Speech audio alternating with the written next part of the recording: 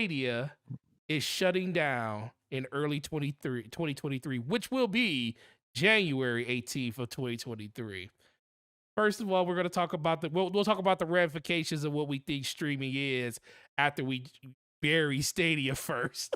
So slow mo, when you first saw this, because I saw it on YouTube. I was looking through my YouTube feed and I saw that IGN had posted it like 4 minutes earlier, and I was like, "Yo, no way!" And then I go look at Twitter, and I was like, "Oh, it's on fire!" So tell me, what was your first thought of Stadia being put out to pasture in less than 3 months, or My just over first three thought months? was finally, because I wanted them to finally admit it instead of trying to pretend like they were really going to continue. Look, this was a foregone conclusion. The moment that they shut down their first party studios, they knew what they were going to do. And I mean, although they are, I will give them kudos for uh offering to give refunds to everyone who's ever purchased anything Stadia related, controllers, games, whatever. That's fine, right? Good. That's good for the consumer. That's Right. that's that's that's pro consumer. What they've done though to their partners, developers working on Stadia games who found out about this when we found out about it, and they got games that are coming out in the next 3 months. You know, you've been working on absolutely nothing. Sorry, you know. Um, what they've done to their own staff who have been working hard, engineers, people working to kind of keep Stadia running, um, is pretty messed up because those people also didn't find out, and get any real advanced notice. And it's very similar to what they did to their first party studios, where Phil Harrison, the Grim Reaper of gaming, um, Phil Harrison, um, 3 days before they shut down the first party studios, told them, "Hey guys, great work, great job. We're really turning the corner." All this other rah rah BS, while he knew that they were going to shut them all down. So, like, I mean, like anyone who's that callous, I mean, good grief, like keep him away from anything that I care about. Um, it's kind of messed up. But anyone who didn't see this coming, though, I don't know how old you are. Are you an infant, toddler? Yeah, Born yesterday? I don't born. know, because it was clear that they weren't about the life of this business, and they may have invested billions of dollars in setting things up with their infrastructure to work in gaming. And look, the tech works, man. It Like does work. they like, it's been well known that they had their cloud streaming service is quality wise, performance wise, the best cloud streaming service that was out there. But it was a failed experiment from the very start, because the whole business model was flawed to begin with. You can't go into this industry with nothing that makes your platform unique. And when I say unique, I'm not talking about the fact that you can stream games. That's not the uniqueness I'm talking about. I mean unique games. They're making it like, oh, it's a big W that we got Borderlands 3 on our platform, but everybody's got Borderlands 3. So what? They said the same thing with Destiny, because that was you got all the DLC and everything when you picked up Stadia's, and everybody has that. They just didn't have to Yeah, pay for the yeah. stuff. It's everyone has Destiny. It's on everything but a Nintendo Switch. So like, no, you need unique content. Right. And the fact that they launched this without even having a first party studio, they didn't start a first party studio until Jade Raymond fell into their lap. But that was after they already made their big first announcement that they were doing this. It's just like, so when are you gonna have first party games? And I just kind of knew then, that was just like Google, knowing Google's history of shutting things down when they don't work out well initially, if they don't have a great launch initially, how they just pull the plug pretty quickly. 2 years is pretty quickly. And that's not even half the amount of time it takes to make AAA games. So I Yeah. knew that, but like their first party studios were dead on arrival because they weren't going to be patient enough to allow those developers to make the games that they were paying them to make. And it Yeah. just shows a lack of understanding of the video game industry, how it works, and the fact that you got freaking Phil Harrison here who has presided over the death of so many daggone platforms. Right. And it's like even he doesn't understand that like you can't build a platform like this. Like what are you doing? What are you doing? So it's, rest in peace. And pour out some a little something for you, you know. A little so the question, let me ask you this then. Cause I think me and you both had the same reaction when we saw Phil Harrison sitting. Yeah, I was gonna say on stage, but it was a digital presentation of it. I remember when we first saw Phil Harrison, we was like, "Oh, this is already doomed. Yeah. He's already doomed." Because Phil Harrison presided over some of the worst disasters it feels like it gave me. PS3, the Yep, launch of PS3, yep, the launch of the Xbox One, Gaikai. yep. Um, man, he's just he literally is like the like That man batting 100 in the wrong direction. he's like a bad luck charm or something. Yeah. Uh hey, I just realized. So shout out to DJ Oris. Sorry, DJ. I just saw it went by so fast. Shout out to you with the $5 super chat. He says, "My Destiny friends and are the best friends. Hashtag let's get nautical. Also, Sea of Thieves is excellent." And it just seems like the more we're going to talk about that too, because that's also a good segue to what you were talking about with Grounded. We could just talk about that for a second after we're done with the Stadia part. But just the direction of the stuff that's going when it comes to like their games as a service and everything. But when it comes to Stadia, man, whew, let's be for real, man. I used it. It was like the only way to get a non-cheating version of Destiny other than console. And the thing is, it still ran at 60 frames per second because you had the PC version on there. You just didn't have a field of view slider, which sucked. But it was like the only way to get a non-cheating version of the game back then. And I literally subscribed just for that. And I know a lot of other people did too. But that's the problem. There was no other reason to do it. Remember when they tried to talk about Assassin's Creed? I think at that time it was Odyssey, when they were talking about Assassin's Creed Odyssey and everything, and how you could do this and how you could do that, and all the different things they had implemented, like launching the game from like your favorite YouTuber, and if they it'll be like a join or go live button on their screen and everything. I said, where's all that cool tech that you were talking about? Now, granted, the service worked. That's the one thing I will give them credit for. But the business model, the strategy behind it was god awful. Like, how are you going to make old games a library that people have to buy into to stream those games? Not to play them and download them to your system, to literally stream them. And that was like, I felt like a missed opportunity, because if you had like a Nvidia Shield, you could do the same exact thing, but you could do it with games that you already own. Yeah, and that was always the big difference between like Nvidia Shield, XCloud, even PlayStation Remote Play, which Right. like these are games that you already own or have access to through a subscription service, but there's an actual like it's a supplementary service. It's not the only thing that you got.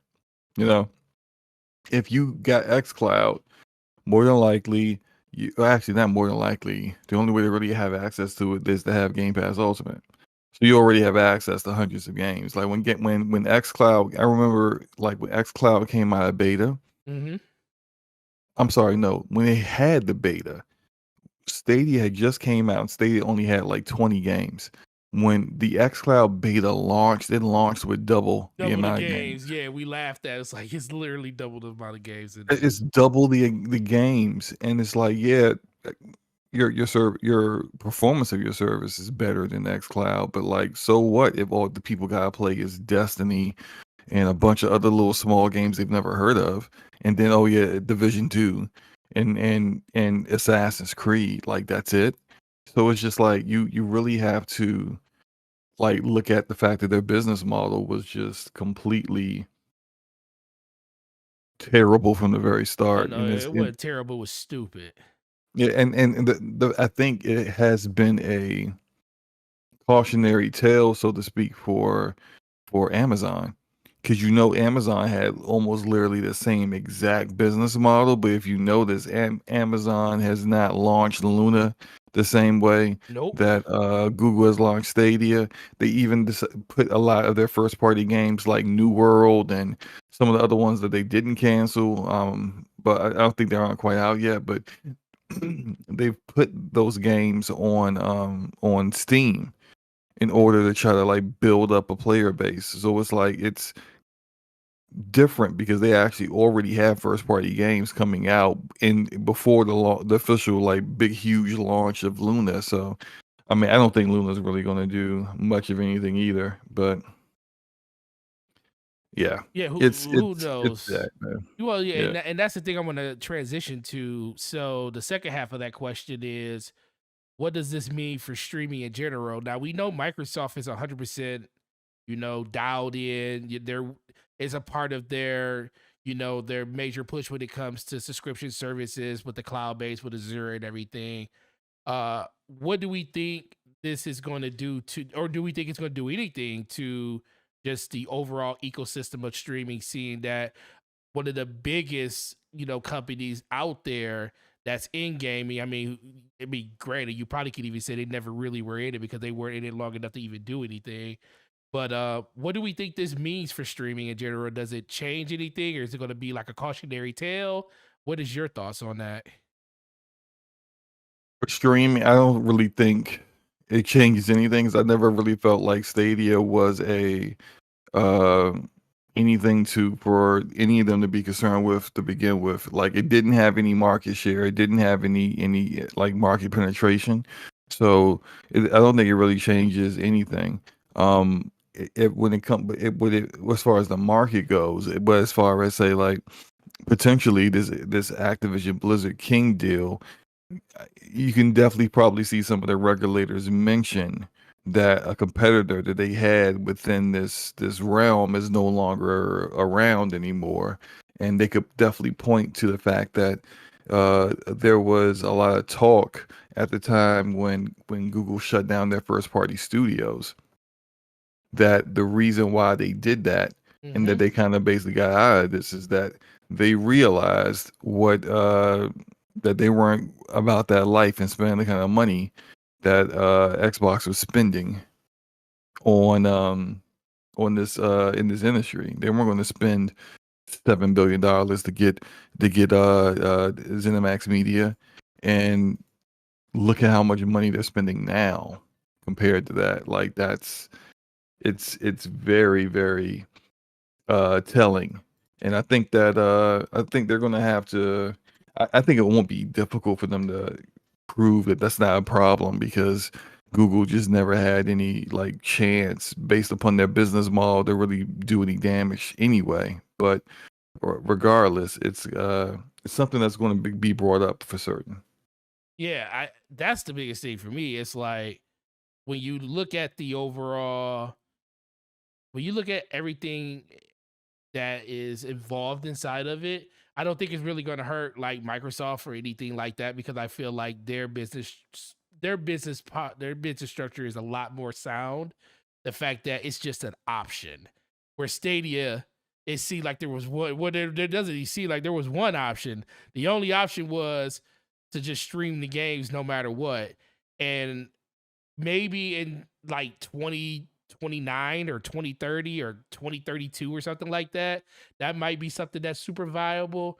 But right now, the stigma of just people not wanting to stream games on a consistent basis is very, very strong. And I don't think that that was going to be something that was going to really truly move the needle for them. But I do think there are going to be a lot of people out there that's going to be very excited to see exactly what's going to come out of streaming, but I just don't think it's that time yet. And then I just think Microsoft kind of scared them out of it. I think Microsoft looked at it, was like, I mean, I think Stadia looked at it or Google looked at it, was like, we got to spend how much money to compete, especially in something like that. And this started with the Bethesda purchase. So Bethesda purchase was like 7 point something billion dollars. And the funny thing is, I don't know what Stadia thought was going to happen. Like, first of all, they had to build something from the ground up that they went from 0 to 100.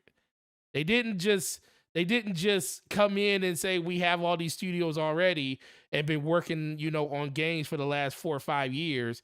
They literally came in purchasing studios, had Jay Raymond on the back and said, "Hey, we want you to make a game for us." And at that point, didn't even have an idea what the game would be. So, what did they expect to happen? Nobody's going to buy into an ecosystem where they don't even know what it's going to be. We complain about Microsoft and Sony not even giving us information on a consistent basis about the stuff that they're doing. We all knew what God of War Ragnarok was going to be, but people were enraged because they wouldn't get information about it every other week or at least once a month from Sony. So what do you think is going to happen for a studio or a company that is coming into gaming for the first time and you have nothing to bring to the table but things that we already either played or things that we already own on other platforms, and you expect us to pay full price for it? I literally just did not understand the thought process around that, and I think that was doomed from the very freaking beginning. um you did mention Luna earlier. So do you think that this is going to kind of move Amazon in a different way, or do you think Amazon is just going to, take their time and still release Luna on their own cadence? Don't think Amazon's going to change anything that they were already planning on doing, because I think that they, like other people in the industry, once they saw that Google was shutting down first party studios, even us as consumers saw the writing on the wall. I think they already knew that Stadia was going to be out of it soon. So I think that if anything, it made clear the way for them to actually market Luna a little bit more than what they're doing. Because like if anything, I would say most of the gaming community doesn't even know that Luna exists, and I don't think it's been marketed very well.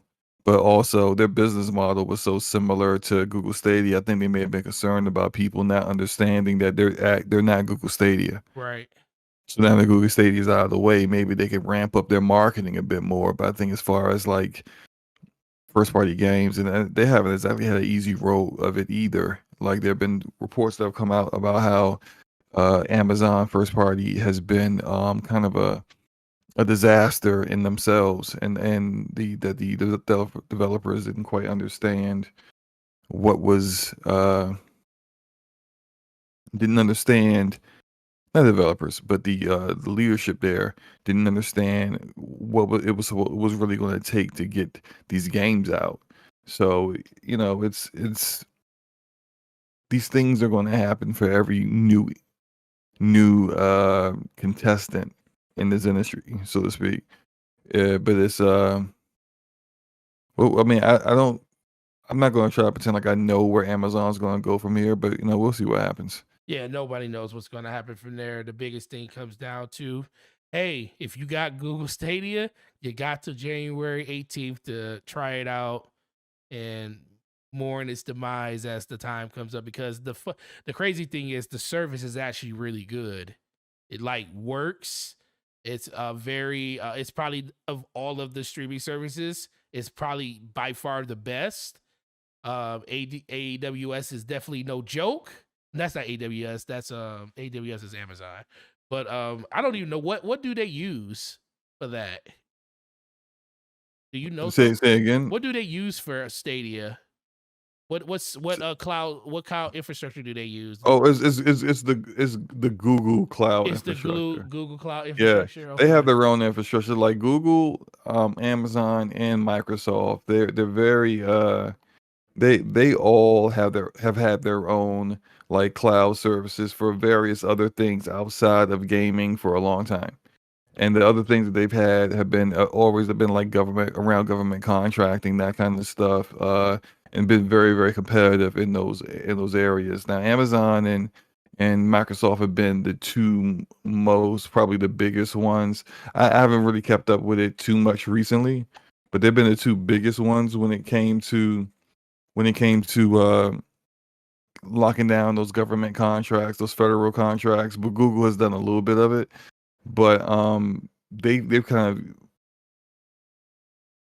they've all had them for a long time, and they've always been very like if people like, so I saw some people online thinking, oh well, maybe Microsoft can go buy Google's infrastructure and Stadia tech from them. It's just like, no, no, absolutely not. It's not happening.